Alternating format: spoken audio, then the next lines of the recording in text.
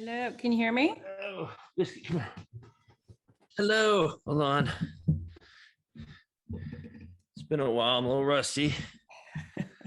Plus, Wyatt's been jacking with my equipment. There's about 4 places just as comfortable as this to sit in this house, but he has to sit here where all the equipment is and jack with it. Harry, you realize that you open every show. Don't have children if it's not too late, Jennifer. Harry, can you hear me? Late for you. Hold on, I can't hear you. Can't hear me. Okay. So for the first time ever, we're having technical difficulties. That's what I was just gonna say. I was gonna say, Harry, you open the show every time. It's either my children or the damn cleaners. Well, it is funny. It's almost become part of the show. I think people might get disappointed. They don't see some sort of chaos going on at the beginning of the show. In lieu of intro music, it's Harry bitches about X. Well, and that's funny you say, because that's one of the segments that we're going to introduce to this podcast is what grinds my gears. Oh God.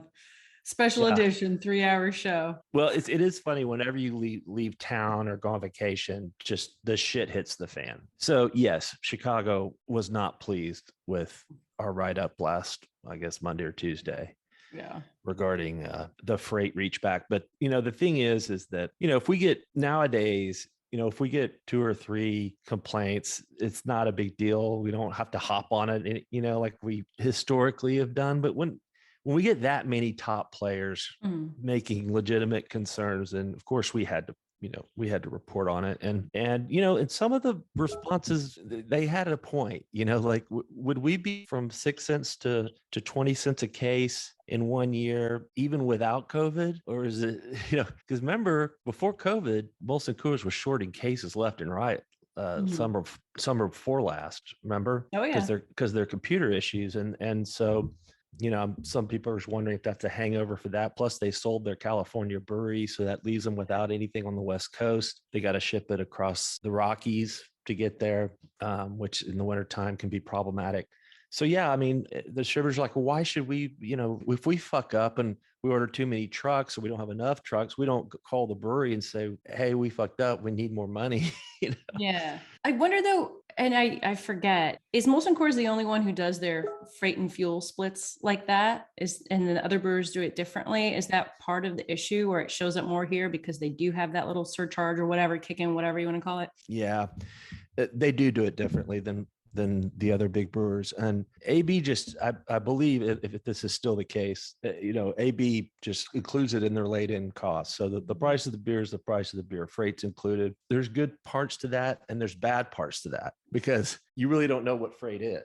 Right, exactly. Because you don't know how much of it is freight. Not broken out. Yeah. Yeah. And then plus AB has the big advantage of having 12 breweries. And so they have way more breweries than Molson Coors. So it's easier to get the beer. And, like Heineken and Constellation have a lot of satellite warehouses and things of that nature. But everybody's short. So it's not just Molson Coors. Right. And everybody's freight is going up. And I think one wholesaler had a good idea is to look at other CPG companies and how big is their freight going up. Yeah. The problem is, Jen, is that all the other consumer goods companies have gone up pretty big time, to the tune of 5% was the latest CPI number. And beer industry is still hovering there in that 2% range, which is, it's still a good industry for a good increase for us. But given these times, that's not a big increase. And I think a lot of these guys are scared. Sorry, I'm not practicing good mic management here, but they're scared to go up because guess what? Guess who's not going up that much? And that's spirits. Right. Going up 2% as well, or less than 2%. So we're finally figured out that we don't compete against each other as much as we compete against wine and spirits. And so it's, but I mean, the input costs are just, I think we're going to see some increases getting pushed through. If not this winter, then in the spring. Is Jordan coming on? I was going to say, knock, knock. I think he's at the door, Harry. Well, I don't see him. Oh, really? Let me make sure he's using. Yeah, he says he's using the link sent today. Yeah. In the last few weeks, Zoom is acting weird. It doesn't put people in the waiting room immediately. It usually happens to you. I know. And I saw you complaining about me using the wrong link. I was like, I'm using the right. I I'm know using you. the link I sent everybody else. I That's know. all. And then I realized that Zoom was getting slow right after that. So I did I did accuse you wrong. I'm sorry about And that. I left But a nasty comment. I don't know if you saw. yeah, I did. Well, you don't see him. Should I tell him to dial back in or? Yeah, tell him to get out and come back in. That might work. Okay. Got on because he goes through headphones like you go through drinks at a table.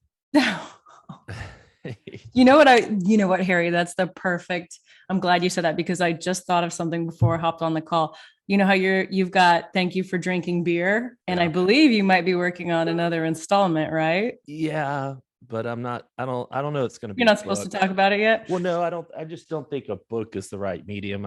Oh, got it. No, I think you're right.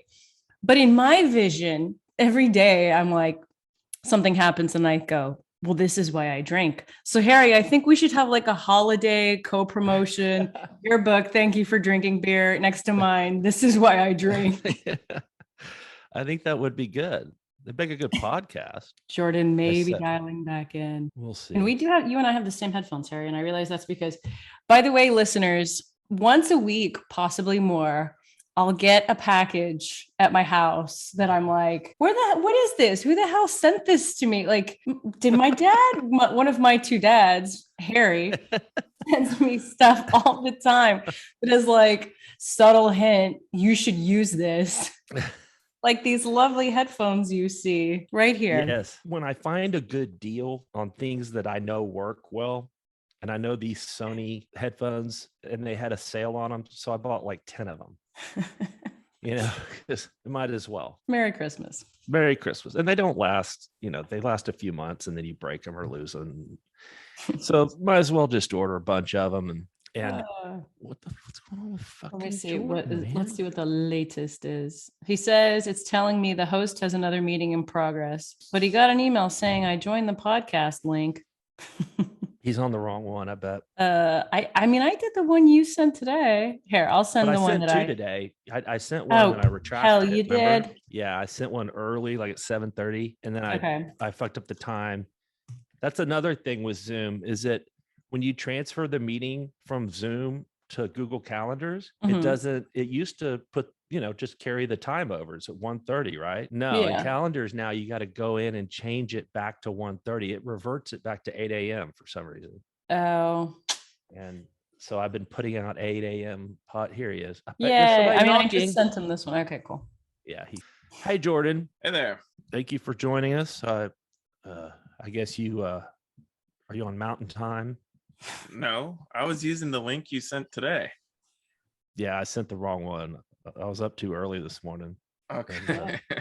The Zoom doesn't transfer the time anymore.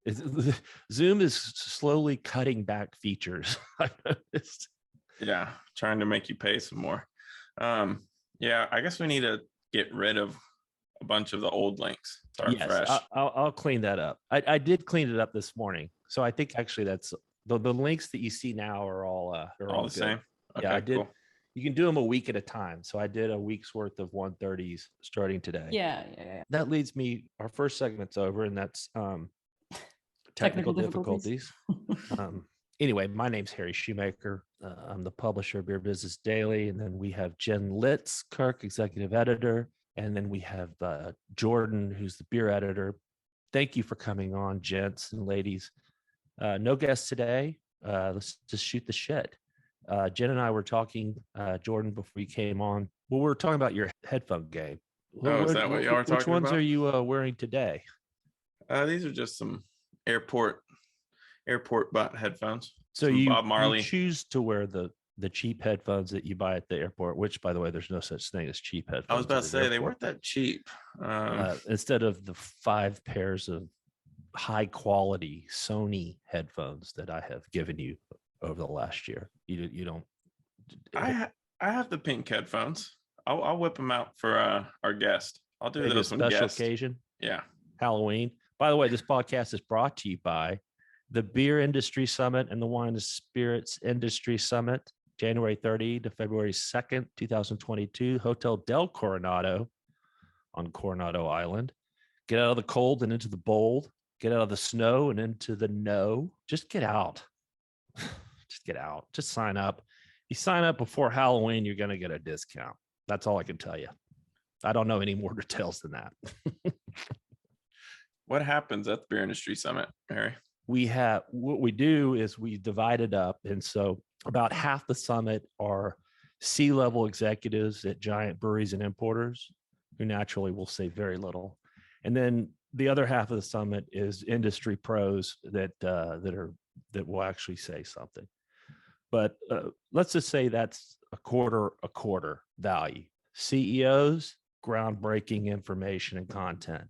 And then the other 50%, it's networking and meetings. That's the value. Networking and meetings. You can have meetings with everybody in a nice big hotel. You can go outside. It'll be nice. Southern California weather, hopefully. And it's where business gets done, Jordan. There we go. That's what I was looking for. TM. The beer, wine, and spirits summits are where beer business gets done. Beer, wine, and spirits business. Because everybody's there. Everybody that you want to speak to is probably going to be there. Anyway, that's a quick plug for that. So I feel like everybody thinks we're just jumping on a trend. No, we've been doing podcasts off and on for literally the last 10 years. And Harry's been bitching about the industry forever. So no, yeah. If you want to, we call it a new segment, Grind My Gears. I've been grinding gears for 10 years on podcasts. So I'll just go ahead and say the name because we owned it all. It's Beernet Radio. That's what it was called back then. That's what, and you know how I remembered, since I don't remember anything? I Googled some other names. I had a bunch of names. They were all taken. But in searching for the names, I came up with Beernet Radio. And I was like, well, who has that great name? And I clicked on it and it was a dead link to one of our old podcasts. That's how long we've been around. Makes me depressed. But so that's the good news. It'll be better branded. This has all been practice. We're practicing, sorry guys who've been listening for the last 6 months, but this has all just been practice. And we've just been practicing on you to see what we do well and what you like and that kind of thing. And I think we've gotten into a good flow now. We figured out a couple of things. We figured out the daily for quality, good quality podcast. We've learned that instead of talking over each other, we've learned how to segment our questions. That's an issue. That's something you can't edit out when two people are talking at the same time. I watch your mics and I can see when y'all want to speak. That's been a good little innovation that we didn't know about. And just being comfortable in front of a camera and a mic.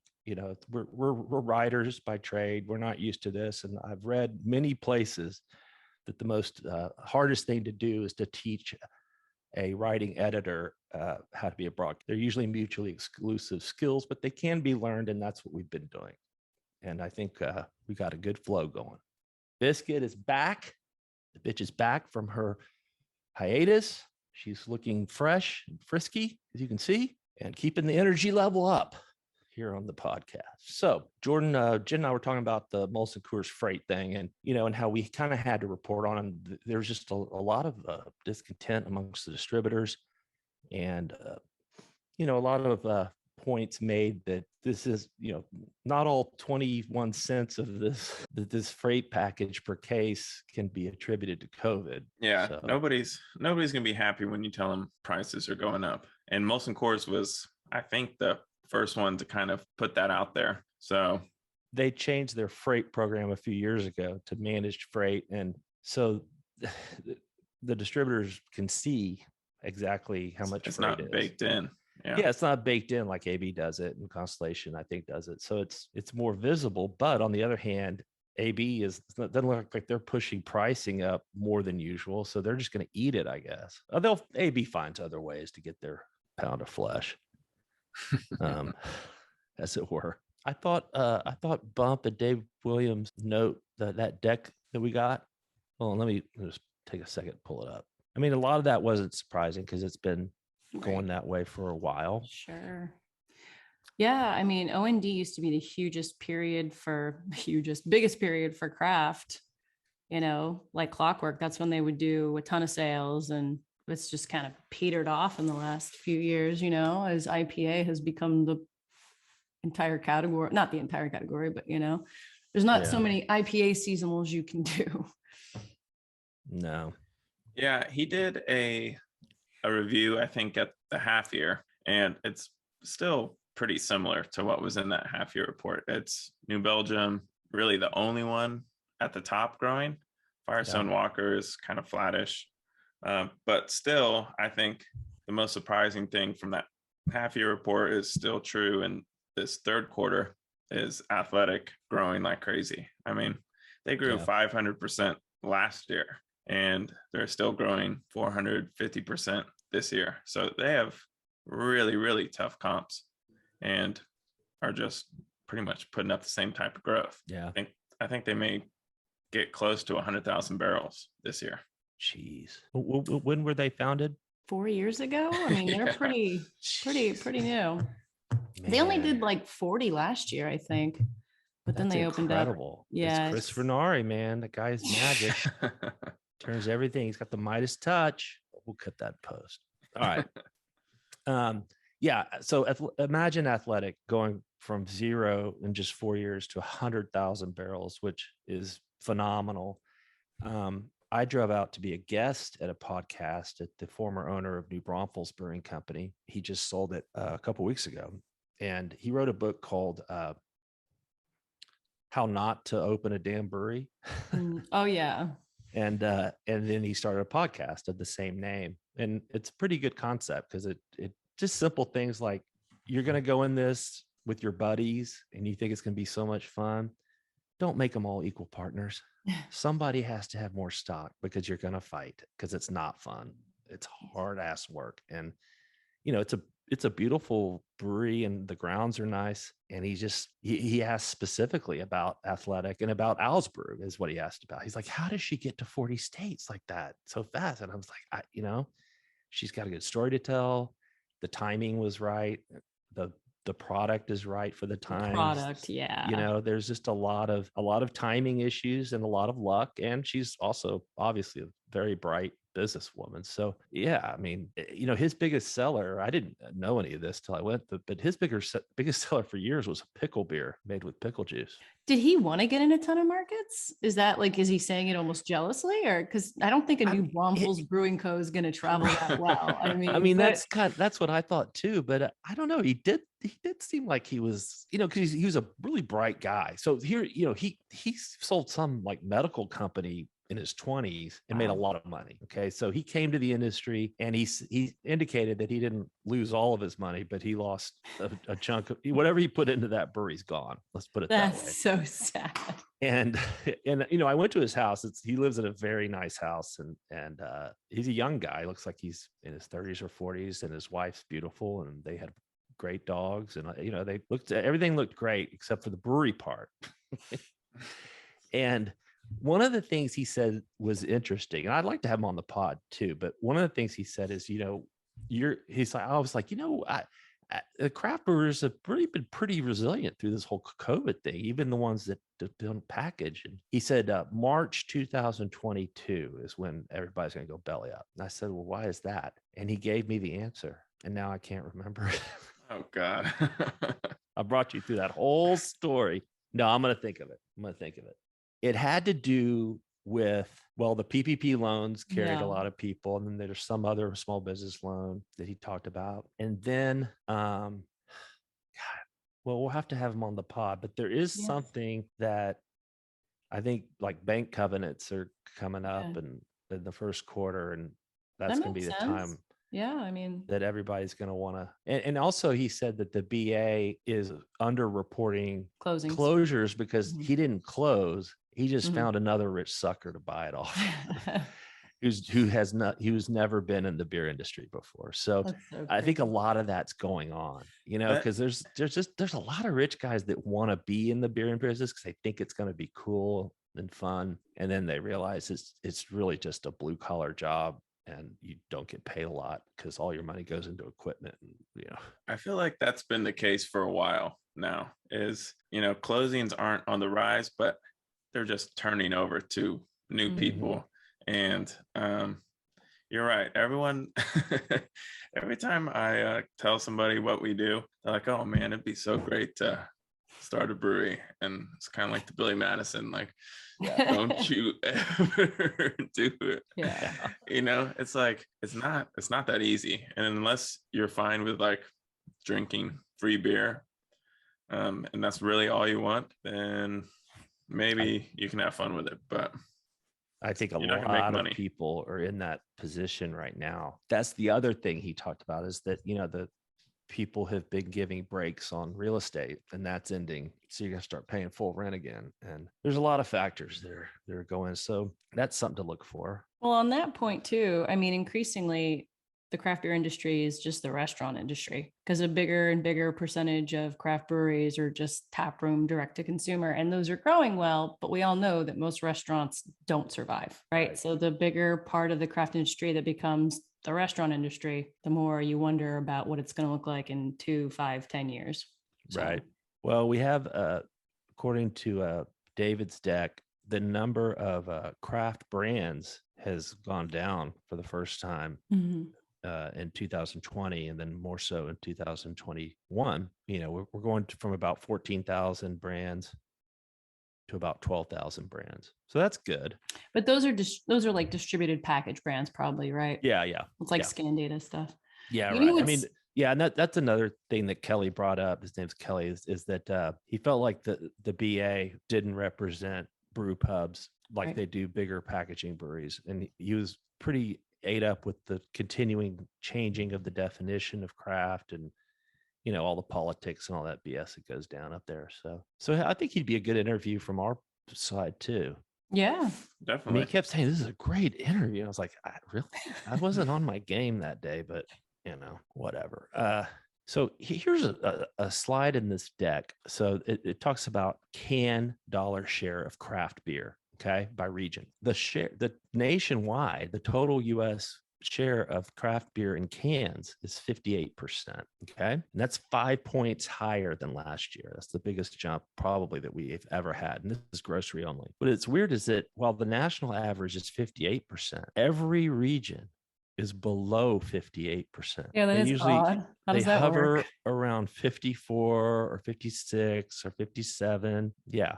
Between 57 and 58, except for the mountain region, which is, you know, straight up from like Arizona all the way to Canada, that little strip that doesn't include California or Oregon or Washington on the left side. That has 61.3% can share. So that one region is lifting the national average of all the other regions. So they must really like it in the can in Colorado. Yeah. Well, Oscar Blues, right? Yeah. Yeah, I guess they had a head start. That's the occasion that like everybody cites for craft too, is hiking, you know, going out in the mountains. Yeah. I mean, who wants to like haul a 12-pack of beer in their backpack up a mountain? I mean, people do it. I know. It's insane. The athletic thing is a real showstopper. The guy, what's the guy's name that started it? Bill Schufelt. Yeah, Bill. He's done a lot of things right from where I sit. You know, he's a smooth operator. He's gotten the messaging right. The labeling is great, and the events that they're sponsoring. You know, the beer mile up there, and that they're having the 2 world record holders race, but they have to drink 4 beers in the during the mile. You know. It's pretty cool. Like that's a fun event. I would even go outside to see that event, maybe in Massachusetts, not here. It's too hot. I like how Harry's like, I would go out to see that event. Yeah. Yeah. Well, not to participate, but to see. And I know we don't report on the flavor of things, but it is, I mean, it's other level when it comes to non-alc beer. It is. I've never had it. It's absolutely far and away. I mean, it's other level. Like it actually tastes a lot like a regular IPA, or I'm pretty sure that's their lead brand. Yeah. Yeah, they have done a lot of things right, but we should get him on the show. Oh yeah, that would be easy. Oh, yeah. I have it in with Fernari. I can arrange it. Oh my God. I had a long session with my shrink today. You know, my other shrink slid off. Oh geez. Slid off the life coil, but So this shrink I've had for like a year, but it's been telephone just so I get my meds. It's been like a fake shrink. We had an actual session. So he knows my issues now. And he's like, yeah, we need to probably get you back on a bi-weekly schedule at least. Or long sessions. Yeah. I think I'm one of those rare people that actually gets crazier the less he drinks. I'm back to zero for the last couple of weeks. And Oh, wow. Yeah. It's just hell on relationships. How do you do it? Like, do you end up doing other things more? Or like, how do you do it? Is it harder in the beginning? And I mean, I've done dry-ish January once. That was tough. But after you get going, it's a little easier, right? Or like, yeah, like the first few days you get that itch around 4:00. And the problem with me is the location. I'm at the Pearl, every day around 3 or 4, I'd walk down on Grayson and, they'd have a martini waiting for me or whatever. And, it was just a great way to unwind the day, but it's just a habit. It's not, you don't need to do that every day. So I just quit going there. And then I just go to other places and I don't have that Pavlovian response. Right. Yeah. And then I just feel so good. It's just, gosh, I just have more energy. I wake up earlier. I'm more active and I feel great. It's just, I'm just not in a great mood. You should try pickleball again, Harry. I should. It's just the problem is that the club where I would play, my sister and her husband are always there playing. And then they'll ask you things. They ask me things and there's all this gossip about me all the time. And, I don't want to have to answer awkward questions. By the way, I'm loving TikTok again. Oh, I know that makes so much sense because I hate TikTok and I never go on it. I only see it in like my Facebook feed and I'm like, oh my God, this is so basic. It's like, so basic. So basic. It's so what's funny is that every week a new trend starts and they all do the trend. Oh, I know. Like last week or maybe it was weeks ago. I just did the assignment. Like, oh yes, God, I just did the assignment. Terrible. The week before that was some song about bad things have happened to me in life. And then they list, my boyfriend died in a car wreck when I was 16. And, God, Harry. Like shit, we've all had bad things happen to us. We don't need to put it on TikTok to a dance. But that's not why. I love the TikTok. Now, do you follow me on TikTok? I don't have a TikTok. Like I said, it just Facebook tells me this is what I should be watching. Yeah. I'm about to delete all of it. Well, if you want to know what I did on a Sunday night is I created a whole script in my head of a TikTok with the dog. Involves the dog. It involves Spooky Doo. And it's just a 1-minute funny clip. And it's going to go up tonight, Jen. Oh.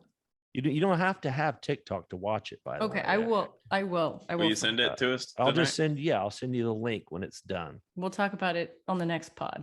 Yeah. Yes. And Biscuit, I won't spoil it for you, but I'll give you the setup is that Biscuit's back, right? But Spooky Doo doesn't want to leave her post as the interim co-host. And they have it out, but there's a twist at the end. So that's cute. I'll let you soak on that. The anticipation must be killing you, I'm sure. All right. Well, Jen, thank you for drinking beer. Don't forget. This is why I drink.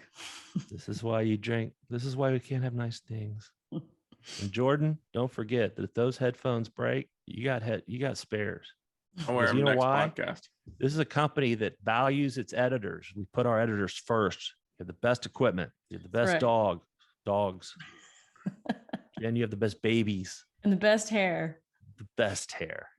All right, guys. I'll check back with you here on Wednesday. All right. Bye, boss. See ya. Bye. Ciao. Moo moo.